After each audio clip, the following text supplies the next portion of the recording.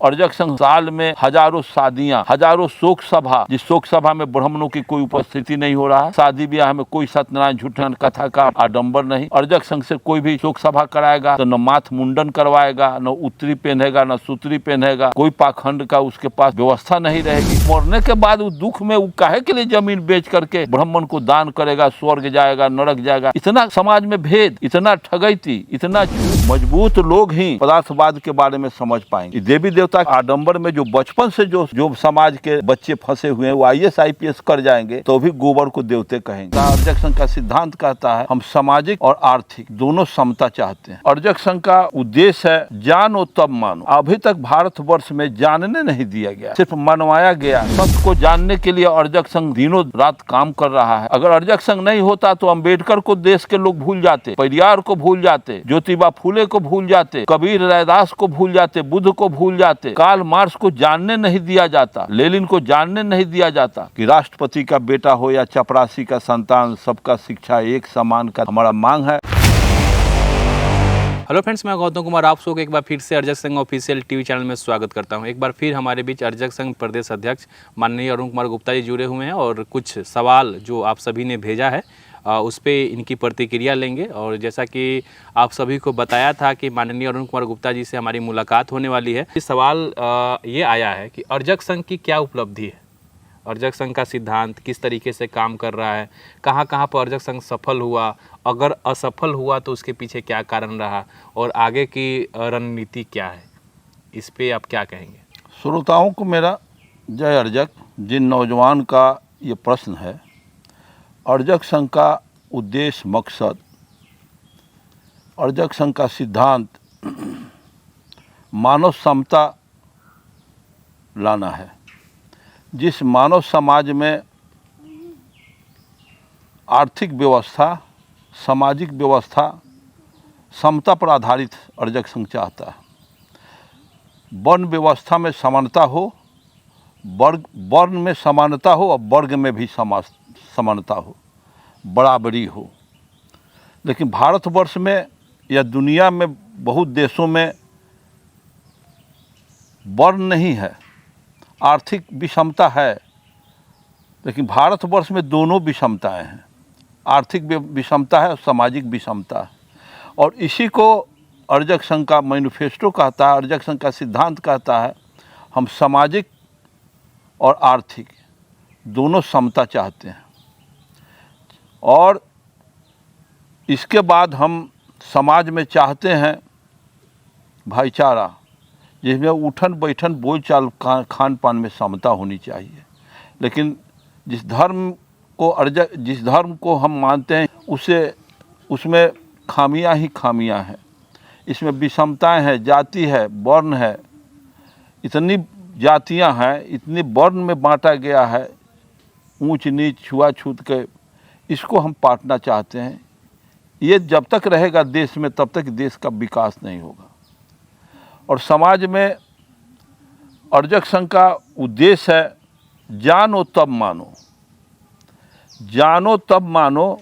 अभी तक भारतवर्ष में जानने नहीं दिया गया है, सिर्फ मनवाया गया है।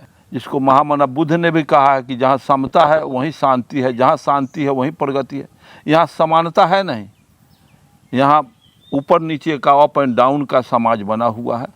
अर्थव्यवस्था, आर्थिक व्यवस्था में जिसको मार्क्स ने कहा है कि आर्थिक व्यवस्था ही समाज को नियंत्रित करती है। जिसके पास आर्थिक अभाव होगा वो शांति महसूस करेगा, वो आर्थिक व्यवस्था को वो व्यवस्थित करने के लिए झूठ साँच बोलेगा, चोरी डकैती करेगा। तो जब तक आर्थिक समस्या का समाधान नहीं होगा तब तक ये विकृतियाँ ख़त्म नहीं होगी। इसलिए हम सामाजिक समता लाना चाहते हैं, जिसको बाबा साहब अम्बेडकर ने भी कहा है कि उभर खाभर रोड रास्ता अच्छी गति नहीं प्रदान कर सकती है। जब अप एंड डाउन होगा नहीं कर सकता है, स्पीड नहीं ला सकती है कोई गाड़ी उस पर, और ऊंची नीची भूमि अच्छी पैदावार नहीं दे सकती है। ऊंची नीची जब भूमि किसान से पूछें, ऊंची नीची भूमि अच्छी पैदावार नहीं देगी। उभर खाभर रोड रास्ता अच्छी गति प्रदान नहीं करती। तो जिस समाज में ऊंच नीच छुआछूत के भेदभाव रखने वाले लोग क्या समाज या राष्ट्र का कल्याण कर सकते हैं? विषमता पर आधारित व्यवस्था है यहाँ। सत्य को जानने के लिए अर्जक संघ दिनों रात काम कर रहा है। अर्जक संघ का सैकड़ों लिटरेचर है जो महामना राम स्वरूप वर्मा, बाबा साहब अम्बेडकर, पेरियार, ज्योतिबा फूले, इन सभी महापुरुषों को, जगदेव प्रसाद की किताबों को सारे लाइब्रेरी से हटा दिया गया, सिलेबस से हटा दिया गया।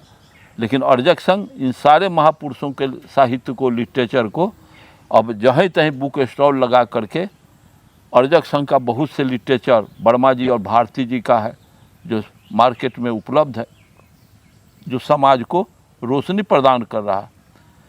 अगर अर्जक संघ नहीं होता तो अम्बेडकर को देश के लोग भूल जाते, पेरियार को भूल जाते, ज्योतिबा फूले को भूल जाते और कबीर रैदास को भूल जाते, बुद्ध को भूल जाते, कार्ल मार्क्स को जानने नहीं दिया जाता, लेनिन को जानने नहीं दिया जाता। ये स्थिति, ये उपलब्धि है अर्जक संघ का। इस उपलब्धि को आसान नहीं समझिए। और जो जानते हैं, सतही तौर से समझते हैं कि अर्जक संघ का क्या, अर्जक संघ साल में हजारों शादियाँ, हजारों शोक सभा, ये उपलब्धि ना है। जिस शोक सभा में ब्राह्मणों की कोई उपस्थिति नहीं हो रहा है, शादी ब्याह में कोई सत्यनारायण झूठन कथा का आडंबर नहीं। अर्जक संघ से कोई भी शोक सभा कराएगा तो न माथ मुंडन करवाएगा, न उत्तरी पहनेगा, न सूत्री पहनेगा, कोई पाखंड का उसके पास व्यवस्था नहीं रहेगी। उसको शोक सभा में 1 मिनट 2 मिनट में शोक सभा कर दिया। मृत्यु भोज ही दंडनीय है, समाज का एक कोड है। मृत्यु भोज किस चीज़ का? जन्म लिया और इस पृथ्वी पर आया, सियान हुआ, कमाया खाया, मर गया, फिर जन्म लिया तो बड़ा छठिहार में भोज अब लोग कर रहे हैं। तो आटा है तो खुशहाली की बात है, कर रहा है। मरने के बाद वो दुख में वो काहे के लिए ज़मीन बेच करके ब्राह्मण को दान करेगा, स्वर्ग जाएगा, नरक जाएगा। इतना समाज में भेद, इतना ठगैती, इतना झूठ। ये न कोई स्वर्ग होता है, न कोई नरक होता है, जो होता है सब इसी पृथ्वी पर। अच्छा, अर्जक संघ 1 जून 1968 की स्थापना है और अभी तक आप अर्जक संघ में जुड़े रहे हैं शुरू से लेकर अब तक। तो अर्जक संघ मानव हित में अब तक किस तरीके से कल्याण कर पाई है? अर्जक संघ सबसे बड़ी उपलब्धि है मानव हित। मानव हित क्या और है? समाज हित में। हाँ, समाज हित। समाज को दिशा दिया है कि आपस में एक साथ बैठो, भाईचारा कायम करो, एक साथ खाना खाओ, शादी ब्याह में आडंबर नहीं करो, मरने के बाद मृत्यु भोज मत करो, फिजूल खर्चा। शिक्षा पर जोर दिया है।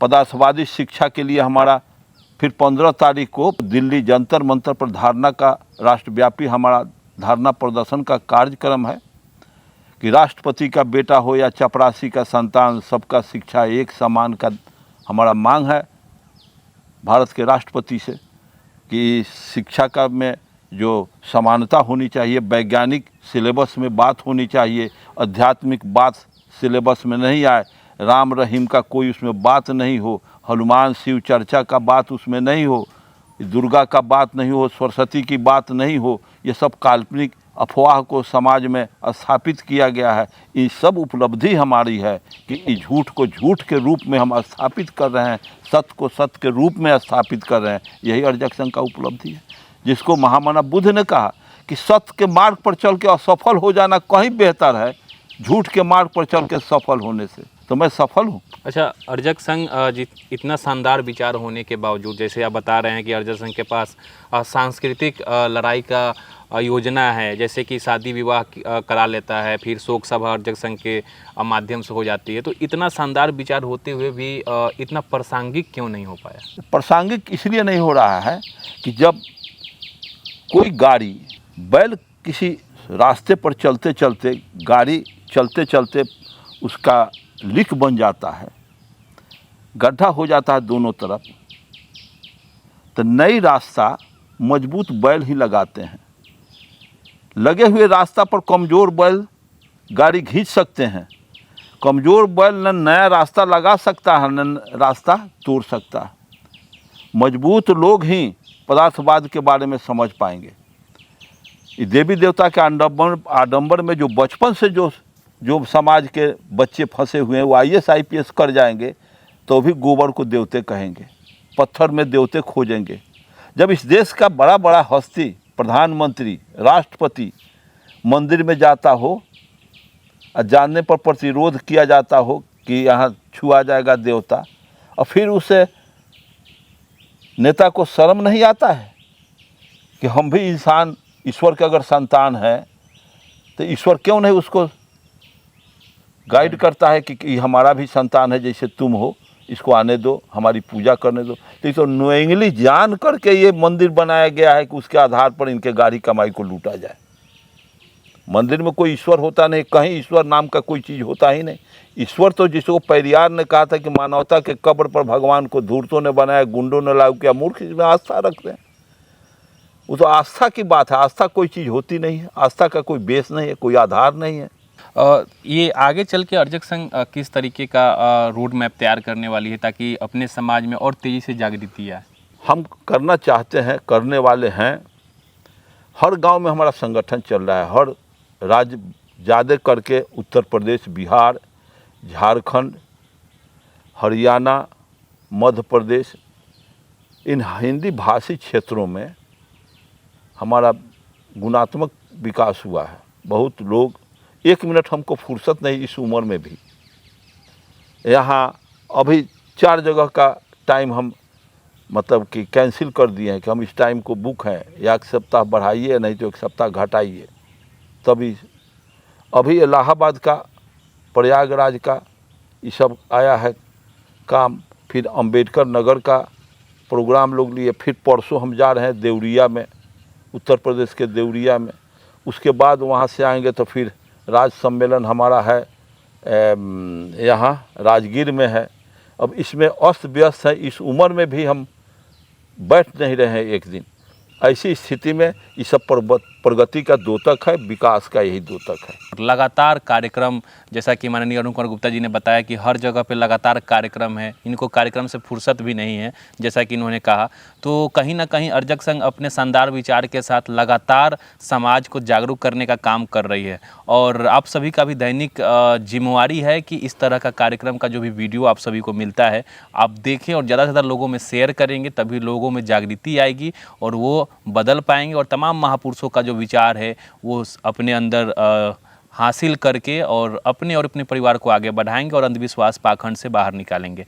इसी प्रकार का वीडियो देखने के लिए हमारे अर्जक संघ ऑफिशियल टीवी चैनल को सब्सक्राइब करें। मिलते हैं अगले वीडियो में, तब तक आप और अपने परिवार का ख्याल रखें। जय अर्जक।